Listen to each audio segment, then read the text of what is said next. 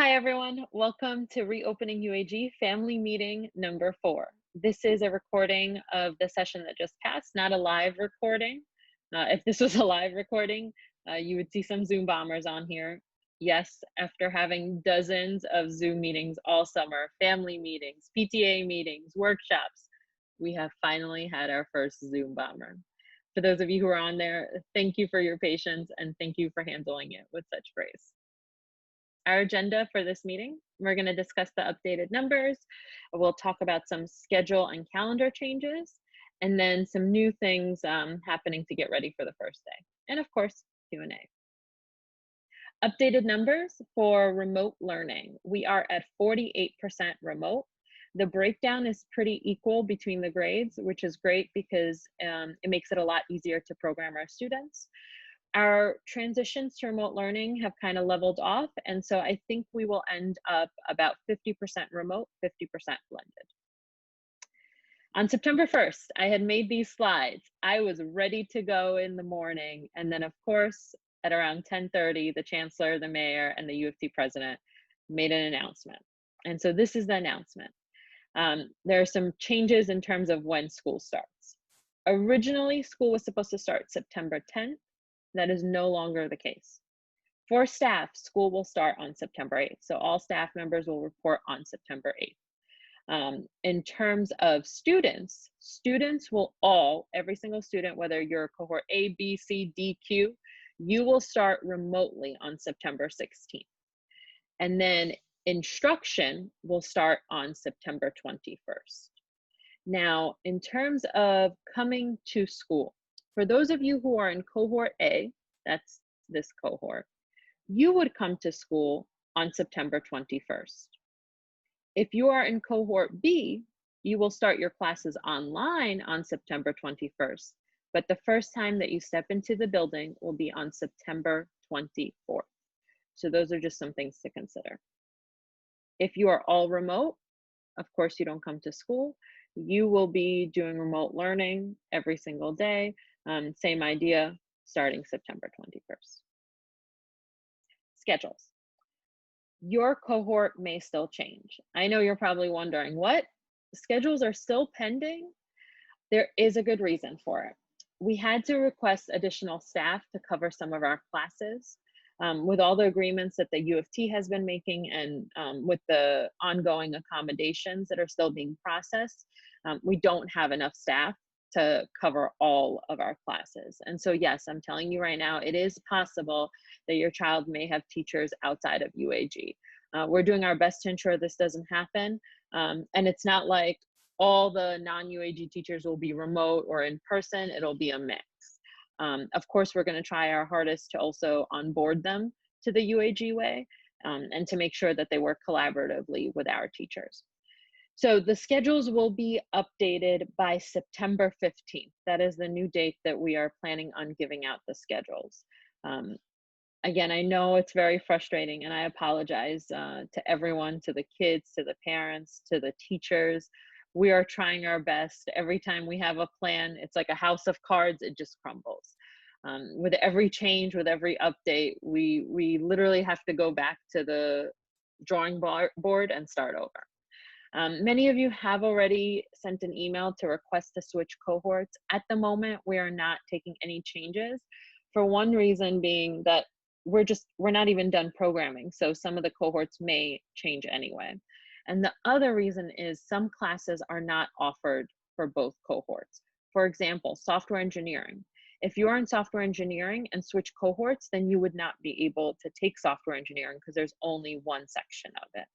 And so there is a reason that you're in the cohort. Right now, the next window to switch to blended is October 26th through the 30th. And then the first time you would start attending is the week of November 16th. So at this point, we have no ability to change anyone into blended from remote learning. How to look up your cohort. So the website is tinyurl.com/UAG cohort lookup. Please use a computer. It does not work very well on a phone. And you would just enter your ID number right in here, this little box. Now, when you log on and look at it, you might see another student's name here. That's because another student used it right before you. So let's take a look.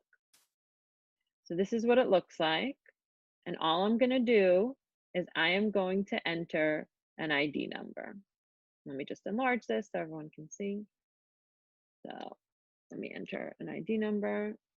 Here we go. So I entered Syed's ID number. Hi, Syed.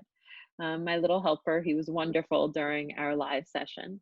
So I entered Syed's ID number.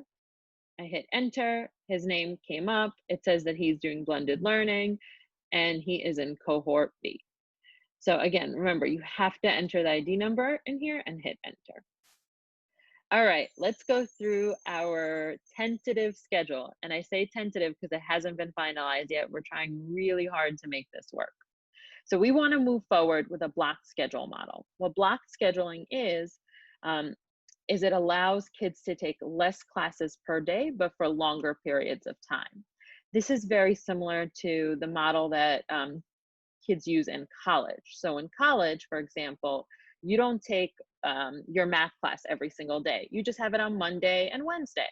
You don't take your English class every single day. You might have it on Tuesday and Thursday. And so we are moving forward with that model. And the idea will be that you will have 3 classes a day. They will be longer than usual and it will alternate. So we're going to go through a sample schedule for a 9th grader. Let's call him Edwin. So Edwin is in cohort A. On Monday, he's going to come into school. He's going to have his math class, his science class. Then he will have a quarantine, which is like an advisory block, then English, and then our gold tutoring program. On Tuesday, he will come into school again, and he will have foreign language, art, again, that quarantine, and then tech and gold. On Wednesday, he will come to school as well. Wednesday is structured a little bit differently, and I will explain that shortly. Now on Thursday, Edwin does not come to school. Edwin has his classes online. So again, on Thursday, he's going to have math, science, quarantine, English, gold. These are all live classes. So he's going to log on to the computer at 8:30 and his teacher will be there on the screen. So will all of his students. Then on Friday, it's going to be another remote day for Edwin. And he's going to have foreign language, art, quarantine, tech, and gold. Now, another student who has 100% remote, they would have the same schedule as Edwin, except their schedule will be all online. There will be no days of coming in. Why are we deciding to try and go with this schedule? So remote days are really beneficial and realistic. One of the pieces of feedback that we received from parents, teachers, and students last year is having every class every day was really overwhelming. And so kids were saying on Monday when I woke up and I would see, a dozen alerts for Google Classroom, it just gave me anxiety. And so with this schedule, you're only taking 3 academic classes a day. Parents are going to know which classes they can support. It was hard for parents to keep track of where kids were because there were so many classes in a day. This way, again, it's much easier if you know, okay, on this day, my child has math, science, and English. Remote students and hybrid students are going to be in 2 cohorts both. So it means that there's going to be less kids per class, and that'll allow for more focused attention. Based on the model that the U of T had agreed upon, there were going to be 68 students in a blended classroom, which is a lot online. And so our model will allow for anywhere from 20 to 30 online at a time. In the event, if we have to transition to fully remote, it's going to be a very smooth transition since the schedules are identical. Additionally, it allows teachers to have a chunk of planning time. Because of the fact that all of our classes are crunched up in the beginning, in the afternoon, teachers can take the time to plan with the remote teachers and any of the non-UAG teachers, so that way we ensure continuity. It also meets the needs of both remote and in-person teachers. It's not like there's one plan for teachers who are remote, one plan for teachers who are in person. It's going to allow for meeting times for grade team and for departments and any of the ICT pairs. And there's going to be a structure for academic support as well as social emotional learning. By having our day end at around 1:15 to 1:45, depending on if you're in gold or not, it allows us to have lunch on the way out, so students are not going to be eating inside the classroom with their masks off. And kids are going to be traveling at a time to avoid rush hour. Every single school is doing this like 9 to 3, and everyone will be getting on the train at the same exact time. By leaving at 1:45, it'll allow kids to avoid that. So now Wednesday. Why are we using Wednesday in this weird way? We like to say that at UAG, it is difficult to pass, but impossible to fail. And there's a reason for that. We have guidance counselors for every single grade, and they are amazing. We have gold, we have 11th hour gold, we have super gold. We make sure that at the end of the marking period, every single student gets their work in. And teachers really hold you accountable. With the change to remote learning, all of these structures are going to be a lot more challenging to uphold. Mr. Traversa is not going to be able to hold English 10 gold with 40 kids in one classroom. That's not safe. Miss Joseph is not going to be able to hold 11th hour gold and 7:45 with 30 kids making up work. Mr. Dela Cruz is not going to be able to have 50 kids in his room, even though it's a huge room, during 11th hour gold to make sure they retake all of their summatives that they did not do well in the first time. And so we have created this Wednesday structure. Wednesday is going to be your gold quarantine day. And so it's going to happen every 2 weeks. And that way we're checking in on every single student every 2 weeks in small groups. Your quarantine leader is going to coordinate that. So it's a huge chunk of time. That is going to be the space where they're going to check that you've completed all of your work, that you've turned in all of your assignments. And the nice thing is, it's not going to be 20 assignments. You've only had math for, at that point, 4 times. So you should only be missing, at worst, 4 math assignments. Your quarantine leader will check in and make sure that you're doing that work. The other piece is some remote class support. So some of our classes are going to be fully remote. For example, physical education. It's very easy to forget all about those classes because you're thinking, oh, I'm not seeing the teacher in person. I don't have to worry about it. And so that's why we have this Wednesday, because your quarantine leader is going to hold you accountable to doing Mr. Taufiq's and Mr. Casano's work. And then also this is a space for community building, social emotional learning, and some fun activities. One of the challenges that we face is we can't have our core value ceremonies with, 500 kids in the auditorium. We can't have our grade value ceremonies with 120 kids in the library, but we still want to keep the spirit of our core values ceremonies and of our grade value ceremonies. And so we can use our gold day and quarantine structure to make those happen. After school activities are also going to be a challenge. We're not going to be able to have after school clubs the way that we usually do. And so this space will allow for that to happen. For students who receive mandated services and counseling and OT and speech and sets, this will also be the day that they get those supports. What's the update on testing and screening? So part of the UFT and DOE agreement was also around this monthly medical monitoring. A random 10 to 20% of students and staff will be tested monthly with consent, and the goal is to get 10 to 20% each month. If parents refuse testing, so if you do not give consent for your child to have COVID-19 testing, then your child will automatically be switched to remote learning. So far, all we know is that there's going to be mobile testing sites set up at the schools beginning on October 1st. We don't know all the details, but as we get the details, we will share them with you. Staff and students are not mandated to get tested prior to the start of school. That is encouraged, but it's not mandatory. In terms of the structure for test and trace, that's still the same. Nothing changes. So if there's one isolated case of COVID-19, one confirmed positive, then just the affected cohort will go remote. If there's 2 cases that are in different groups, different schools, then the school is going to switch. Actually, the whole school building is going to switch to remote learning for a certain time frame. The school does have to get cleared for safety to reopen on September 21st. So that's another part of the agreement. So it's not like automatically every school building will open. The building does have to be cleared to reopen.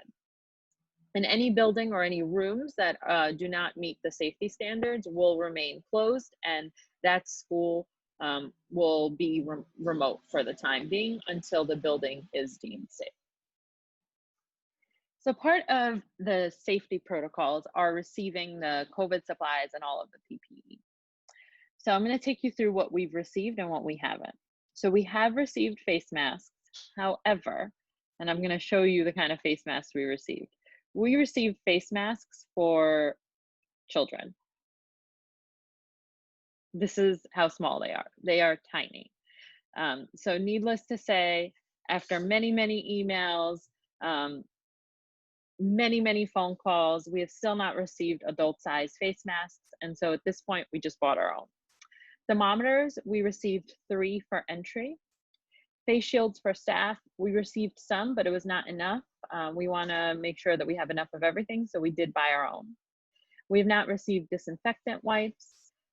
We have received gloves, but we have not received gowns or any of the extra precautionary PPE for any of the individuals who are going to be doing the temperature checks who will be in isolation rooms.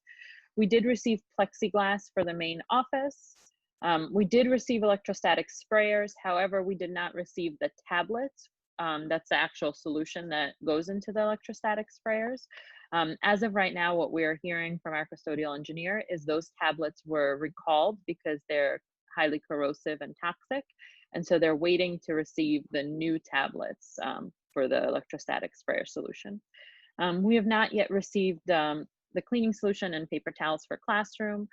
We have not received hand sanitizer stations. We have received hand sanitizer bottles, but not those like large stations that you can adhere to the wall. And we have not received enough social distancing signs and decals, so we just got our own. Of course, we are reaching out every single day to make sure that we have all of these supplies ready to go for the first day of school. And last but not least, Q&A, my favorite part. You guys always ask such great questions. I know you can't exactly ask a question right now on this YouTube video, but you can email me, d@uagateway.org. I will answer any questions that I can, and if I can't, I will try and find the answer for you and get back to you. I'm going to take you through some of the questions that folks on the meeting asked the other night. I do think many of them were questions you probably have as well. So the first question is, what will attendance be like for remote classes? In the spring, it was a lot of asynchronous learning, meaning that kids could do school work at 4 a.m., at 3 a.m. They can log in anytime during the day and complete the work. This will be a little different this year. You will have to get up at 8:30. Actually, you're going to have to get up much earlier because you're going to have to be logged in by 8:30. Attendance will be taken by every single period. So you're not going to have your quarantine leader calling you to check in on you for attendance. Now it's going to be taken period by period. So if you're on the Zoom and you're participating in the class and your teacher sees you, then you are present. If you do not log on into the Zoom, you're absent. So the same thing as regular school. If you're in the class during that time, you are present. If you're not in the class, you are absent. So for example, last year, if you went to Mr. Traversa and did not go to Global, Mr. Lawrence would mark you absent. So again, attendance is going to be taken in every single class and every single period, whether it's a live class or an in-person class. Attendance will also be taken in quarantine. What's the uniform? I want to get a UAG shirt. So as of right now, the production has ceased due to COVID-19 from our uniform company. And so we haven't reopened the uniform store. Again, our uniform this year is a face mask. You have to wear a face mask. But you can still wear UAG swag, UAG t-shirts, UAG hoodies. We will be selling them at some point. Please be patient with us. We will let you know as soon as we know. A parent recently asked me, what is your plan for evacuation or safety protocols? So we will still be doing evacuation drills. We're going to be doing them by floor. So we're not going to have the entire building evacuate at once. When we're doing the drills, we will be socially distancing. However, in the event of a real emergency, the priority is always to get out of the building. If several students and parents were asking about picking up Metro cards and picking up computers and picking up any ID cards or any materials that they might need. We have not received all of those materials, but once we receive everything, we're going to create a schedule where students can come in and pick everything up. There is no update yet on busing. However, there is a chance that there might not be busing for the first day of school. So any students who do rely on bus services and you're coming to school, I would say do plan on making alternate arrangements, at least for the first week or two, until bus contracts are finalized and the DOE finalizes the plan for that. As a reminder, if you missed our first family meeting, our second family meeting, our third family meeting, they're all on here on our YouTube channel. We are going to have a fifth family meeting on September 8th, and it will be September 9th for Spanish speaking families. So please save the date, 6 p.m., September 8th. Thank you for tuning in today and for watching this session. If you have any questions, again, please email me, d@uagateway.org. You don't even have to spell out my full last name. It's just the letter D. And just a reminder, please, please, please, please, please, please, make sure right now, do it now. Don't wait till the last minute. Make sure you have your Jupyter account access. Make sure that you are receiving emails through your UAG email address. Make sure you have access to the NYC schools account and the DOE email. If you need any help with that, email Miss Diaz, vdiaz@uagateway.org, so she can help you out with that. You want to make sure that you have access to all of that before school starts, so you're not scrambling the day before school starts trying to log into everything. I just want to say thank you so much for your support. I cannot tell you how many of you have reached out and said, I can help buy face masks. I can help with computers. I can help, starting to cry. I just feel very grateful to be a part of this community where so many of you are so eager to jump in and help. And it makes us feel really valued, and we love each and every one of you, and we are really looking forward to seeing you when we do. Thank you for tuning in. Sorry for the ugly cry. Can't help it. You guys always make me cry. Thanks so much, and see you next week.